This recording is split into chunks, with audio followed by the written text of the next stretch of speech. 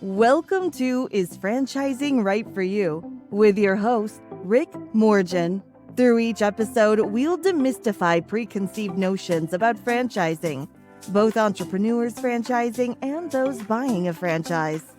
You can find this show on all the major platforms, including YouTube, LinkedIn, Apple Podcasts, and Spotify. Now here's the host of Is Franchising Right for You? Rick Morgin.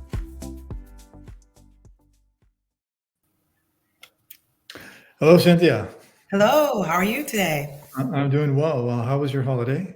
You had a good one? Holiday was pretty good. I always have a good time with my family, but it's just a lot of hustle and bustle.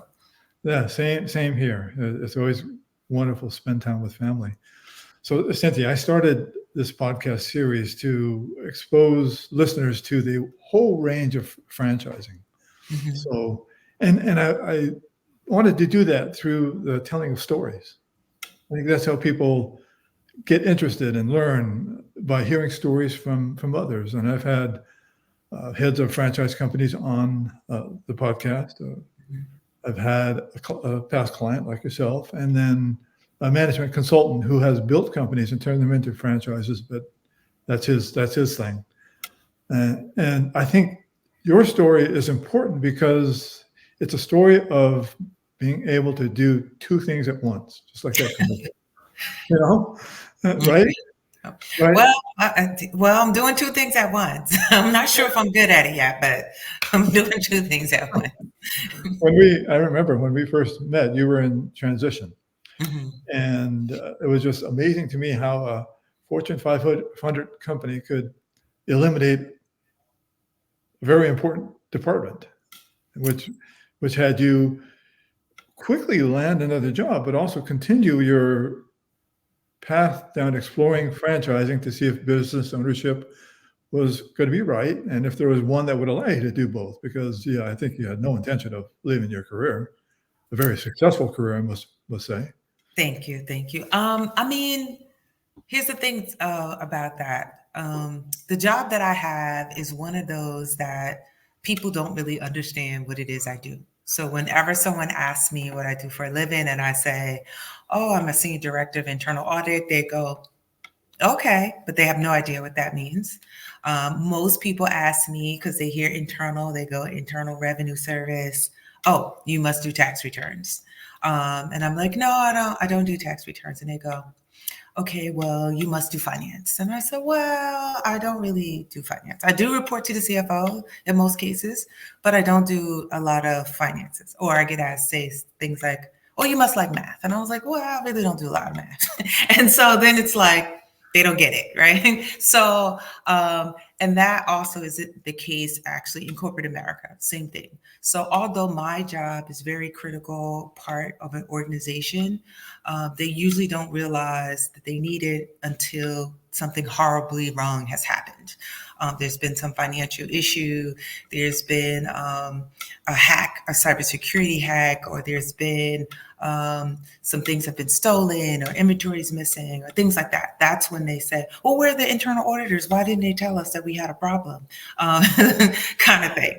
And so that is why in my particular role, it doesn't shock me when internal audits departments are eliminated, or they don't get the funding that they need, or they're not properly supported. It usually only happens when the CFO or the CEO or another senior leader has been in audit before, and then they understand what the department does and what the value it brings to the organization. So that's how I was able to leave and find something relatively quickly. So if it's a publicly traded organization, they know by law they have to have it. So they're like, we have to have one, right? so then you bring me back in. Right. It's need by crisis, and it's not recognizing that you need to prepare before there's a crisis to have a proper audit function that's managing compliance that publicly traded companies have to abide by and follow, right? Yes. And actually, on the flip side of that, I would say every organization, big, small, mom and pop, multi-billion-dollar companies, do need internal controls. That's where the disconnect happens, right? So even when you're a small business, honestly, I think you need it more than larger organizations, because typically in small organizations, you have a few people doing very critical things. And so that's usually where you have what they call a segregation of duties issues, where you have one person who's doing lots of roles and can easily make an error or use resources inappropriately and not be protected. And so that's kind of what I have help organizations do: identify their risks and then figure out ways to mitigate those risks or reduce them. I remember when we first met, and correct me if I'm wrong, but Mm-hmm. you had friends who had corporate roles, high up, Mm-hmm. like yourself, but also had own businesses. Mm-hmm. They were doing it. So Yes. it seemed like this was almost a challenge that you put on yourself. Is that accurate or not accurate? Yeah, it definitely is a challenge I put on myself. So I, my sister actually, I have a lot of family members who have businesses, right? So Yeah. my sister is a marketing professional. She used to work at the local transit municipality here and decided to leave her job and pursue her own business when she started to have children. My dad has a catering business and a food truck. He retired from his job and started to do this. My grandfather has a construction company. My uncle had a trucking company. So it's been around me my whole life. And it was something that I thought I would be interested in doing. I just couldn't figure out how I would do it. When I was a kid, I definitely had no interest in doing it. I always wanted to, have what I would call one of these corporate jobs where I wore nice clothes and had a briefcase. And, and so that's what I aspired to do as I ended up going to college, and entrepreneurship just wasn't on my radar early on in my career. But the older I got and the more control I wanted to have over my life, I started to investigate or try to figure out how I could make it work. And well, that's where we connected and Mm-hmm. started to see what's out there. And Mm-hmm. this was pre-COVID, right? It was we met It was right at the start of COVID. right at the start of COVID. Yeah, New Jersey at least had already just shut down. I Yeah. had been forced to start to work at home that March. And I think you and I started speaking around April, May timeframe. And I don't remember exactly everything that we talked about, Mm-hmm. but we did latch onto one. There was one that well, the company is it's a great company. Mm-hmm. Accelerated Waste Solutions. You get 2 business models for 1 franchise fee, Mm-hmm. and there's something struck you that said, okay, this is one that I think I want to investigate further. What was it about that particular company? Do you remember? Yes, I do. Honestly, it was my own personal experience that made me latch onto this particular one. And what I meant by that is I had moved a couple of times over the years, and trying to find someone to move items or take things that the curbside pickup didn't take was a challenge. And so when you first brought it up to me, of course, I thought it was a joke because I live in New Jersey, right? And most people, all they know about New Jersey is The Sopranos and Jersey Shore, right? So I'm like, you told me about a waste management company because I live in New Jersey.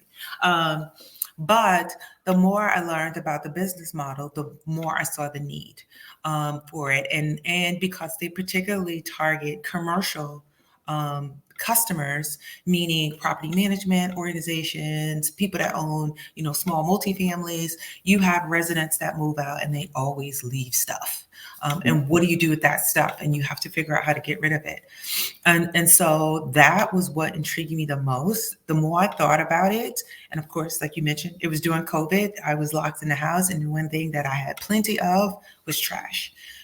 So, and actually creating even more trash because I was spending way more time in my home. I was buying office furniture, so I had to clear out a spare bedroom I had. So that's what that made me most interested, because I was like, one thing that had not been impacted out of all the business that you had shown me was the trash part. So I think the couple of other things you had presented to me, I think massage therapy might have been one. I think it was an employment agency, I think a tax preparer and things like that. This was something that I saw there was a need for, and that it didn't necessarily need me specifically to do it. And so that's what made me latch on to Accelerated Waste Solutions. They had a proven business model. They had been in business since 2007, 2008. Started franchising. They had great technology. So I think those were important factors. Absolutely. And it's patented technology. So at the time, there was 20 years on the patent. So there's probably 16 or 17 years left. Yep, we still got some time. Yeah. And so a lot of elements of what the ownership did to build a business model that allowed the franchise owner to provide great customer service, in this non-sexy type of business. It wasn't the massage therapy. Exactly. Or something like that. Now, you can. The good thing about franchising is a lot of information. You can research it to death, but once you get in the business, there are things that you just didn't know. Right. What were some of those experiences? By far, I could say the number one thing that I didn't know, no one talked about, out of all the Google searches I looked at, I didn't see anything about it, but has popped up in my life is the mental aspect of being an entrepreneur. It can be quite lonely. It can be very stressful to you, because now, and especially in my case, I had been a corporate America type person all the time. So I had not been an entrepreneur prior to this. And so now you realize that you have the lives of others kind of in your hands. And so your decisions will impact every employee that I have. Whether I open or close, what kind of benefits I offer, if I'm struggling financially, and all those things come into play. And so now you're kind of locked in this room, all day trying to, keep up with your numbers and talk with your accountants and focus in on those things. But there's a lot of those outside things or voices happening in your head about what you're doing and how it's going to impact others. It's not such a cut and dry decision when you're making a decision about some things, about whether you offer a certain type of benefit or open up for certain types of hours. It impacts not just you, but your employees and everybody who works for you. So I was not fully prepared for that part of it. And the loneliness that kind of comes along with toiling in and day out to make sure your financials are straight, your schedules is together, your employees are paid, your bank's books are balanced, and those kind of things. It's definitely, I would say, not for something you would do on a whim. True. As an entrepreneur, you're at the top, right? You're the top. You're it. The one. It's maybe you talked about your family being entrepreneurs. So at least you had close people to bounce ideas off. How do you deal with this? Yes, exactly. Decision. What do you think? That probably helped with some of the loneliness. I can feel what you're talking about, the loneliness, because you're at the top. And you've got the responsibility of all your entire organization, separate from your corporate life. Absolutely. And you have to put on a brave face even when things are not necessarily going so great, because you want to keep your employees motivated. You try to do everything you can to keep them happy, even though you may not be happy. Right. Now, some of the bumps in the road dealt with the state of New Jersey, correct? And absolutely. The never-ending bumps of the state of New Jersey. So back to our friendly Tony Soprano story here. Waste management and mob actually were a true thing happening here in New Jersey. And in the more recent past, I would say in the last, I don't know, 30 years or so, they put in a lot of regulation in order to weed out this type of corruption from the waste management business. But what it has done, it has created, it made it very difficult for a small business owner to enter into this market. And what I mean by that is, in order to be a commercial junk hauler in the state of New Jersey, you have to be investigated by the state police, the Attorney General's office, the EPA, as well as the Department of Transportation before you can actually enter a landfill. And this takes time, a lot of time. So even doing my research on my own, I had found the EPA website, I read their requirements and their rules. In my mind, I said, okay, this will take me probably 6 to 8 months. And this was, of course, me being, I thought, generous because of the pandemic.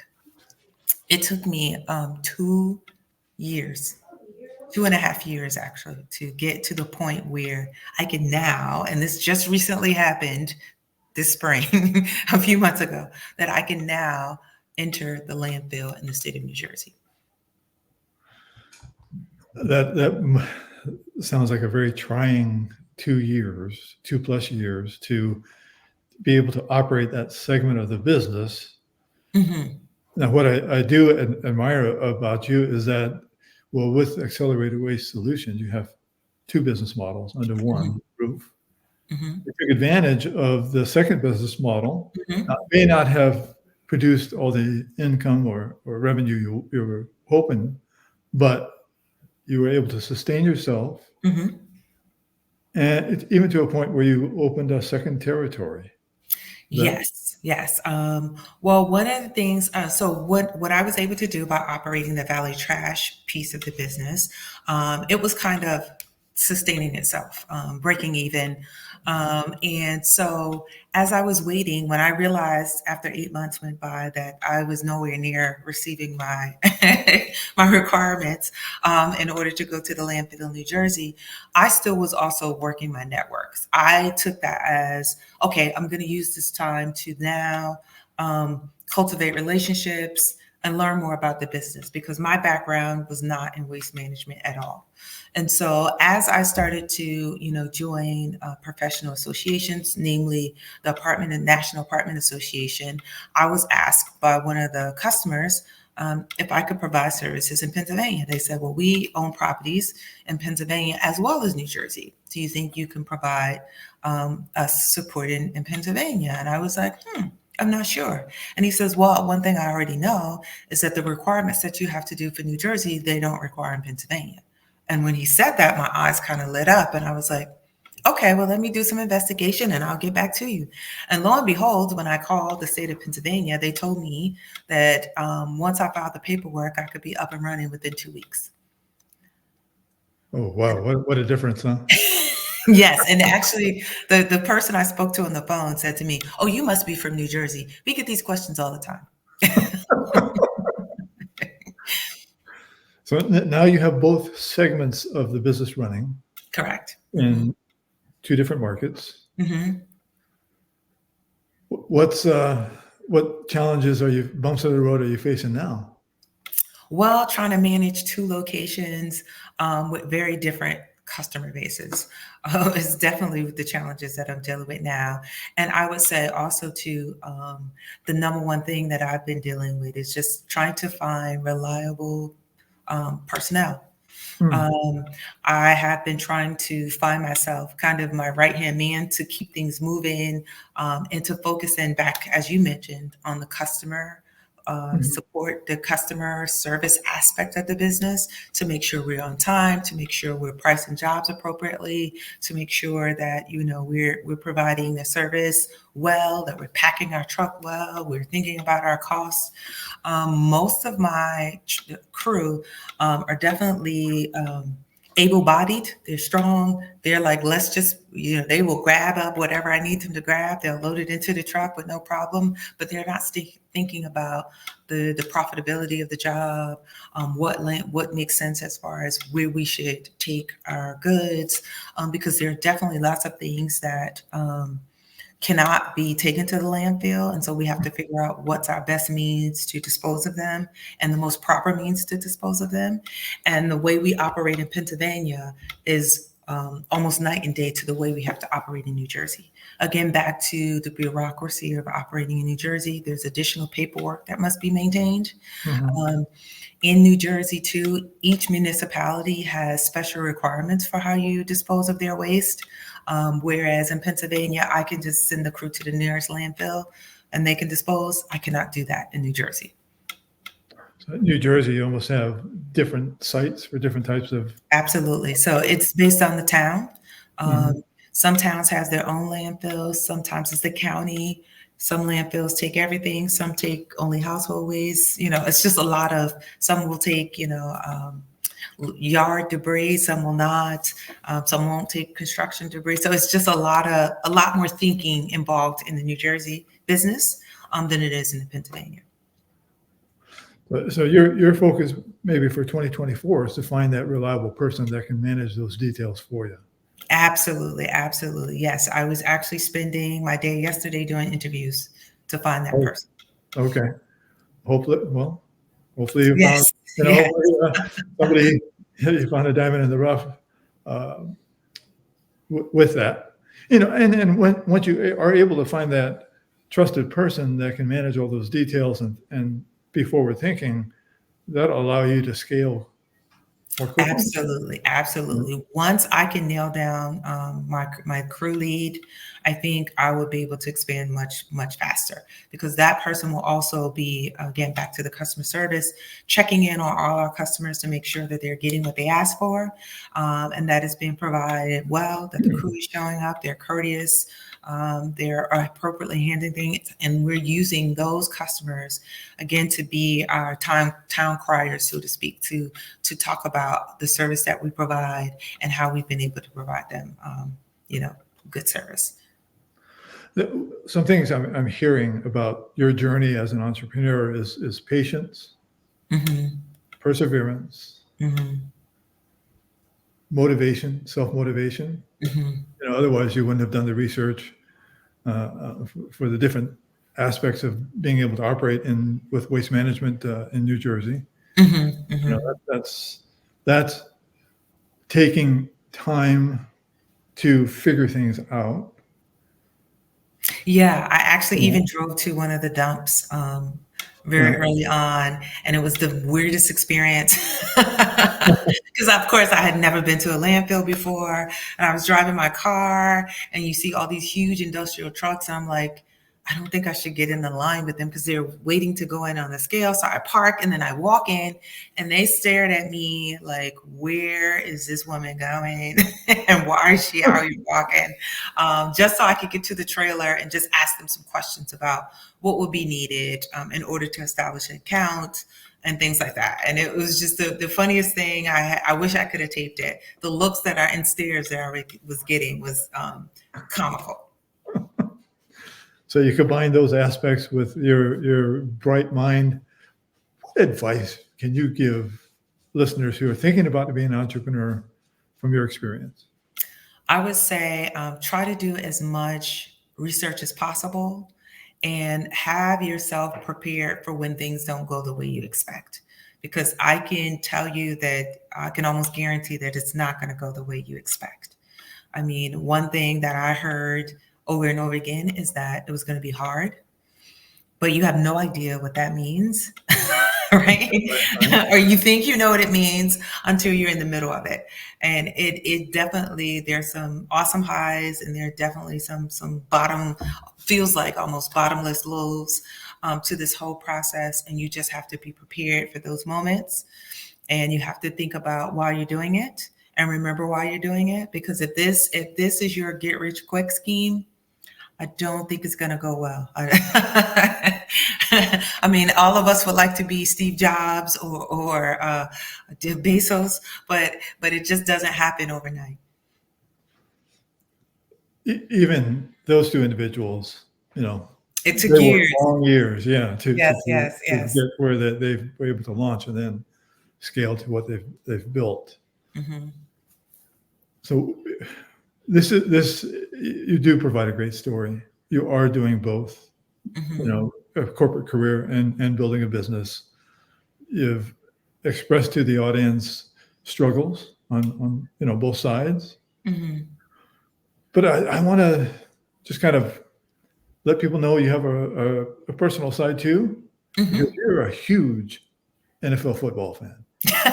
Huge Dallas Cowboy fan. Yeah, I guess you can say that. Yes, we definitely spend our Christmas weekend watching football and talking trash to each other. And in my house, not all of us are Dallas Cowboy fans at all. I am in New Jersey, so we definitely have some Giants fans, and they were talking about DeVito all weekend.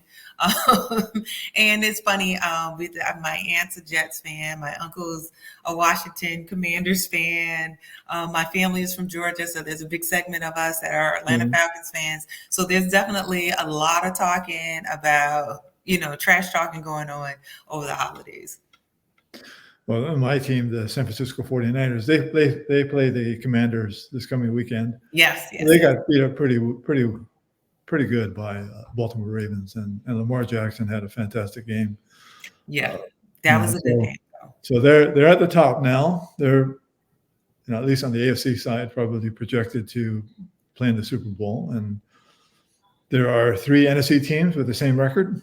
Yeah. So we'll see what happens over these next couple of weeks. I know. I'm pretty sure you guys will be in it. Brock Purdy has definitely been a nice surprise for everybody. True.